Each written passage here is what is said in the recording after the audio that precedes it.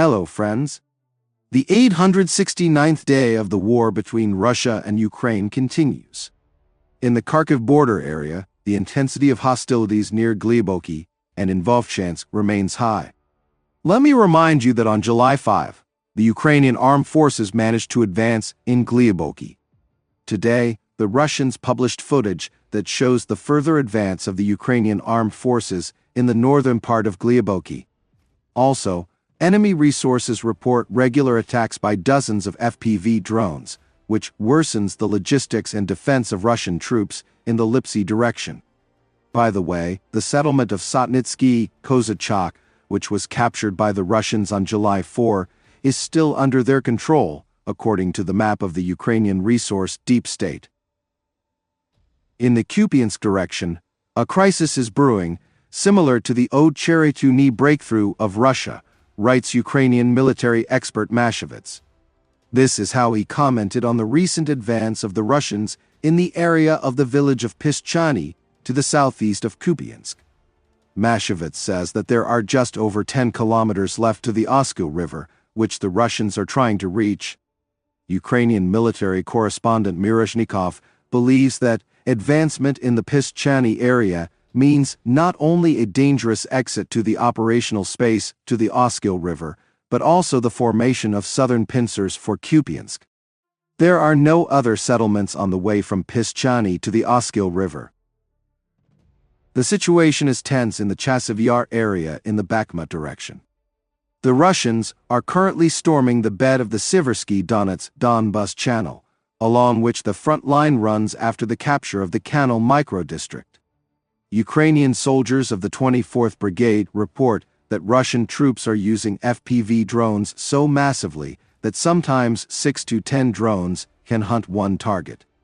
At the same time, the brigade reminds that the canal is reinforced with concrete, so it is possible to hold positions there. It is worth noting that the enemy continues active attempts to break through to Hlyboke, where they focus on the Horlivka tract.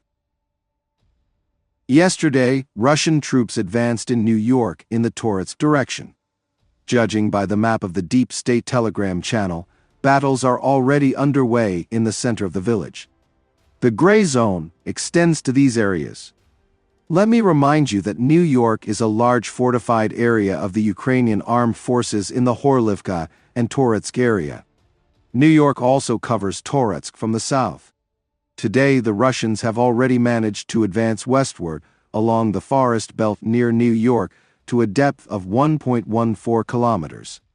At the same time, attacks are underway from the east on Toretsk itself. In Toretsk itself, judging by the video that the Ukrainian Armed Forces published today, there is large-scale destruction due to shelling.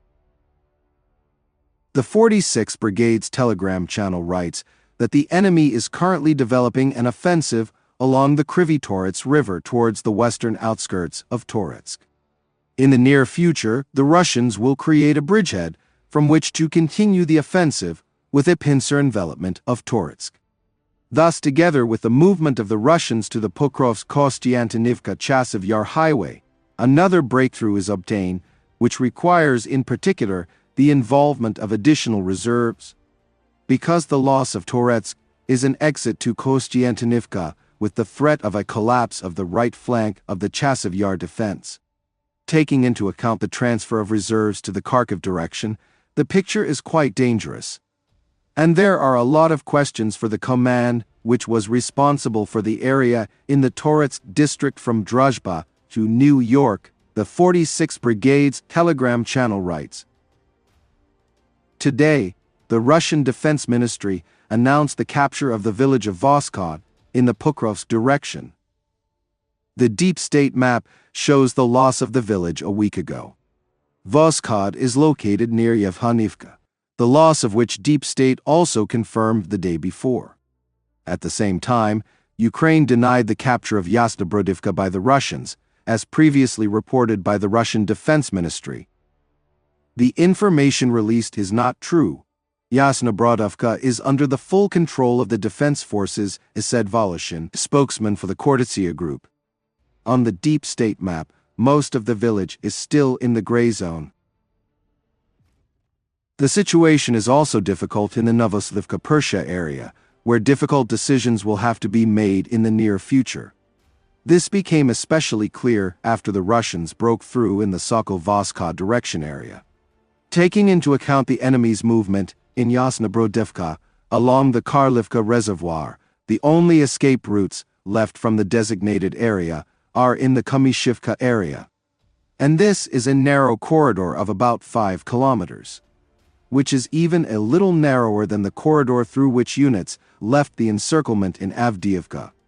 The Novoselivka Persha Zhelanne and Novoselivka Persha Komyshivka highways are under the fire control of enemy artillery and drones. In general, the situation is not new, and the experience of action in conditions close to operational encirclement, accumulated in the armed forces of Ukraine, is rich. There is a whole galaxy of commanders who have experience of action in such conditions.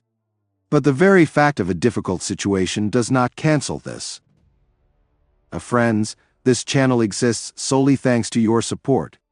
If you have the opportunity and desire to support the channel, I will be very grateful to you.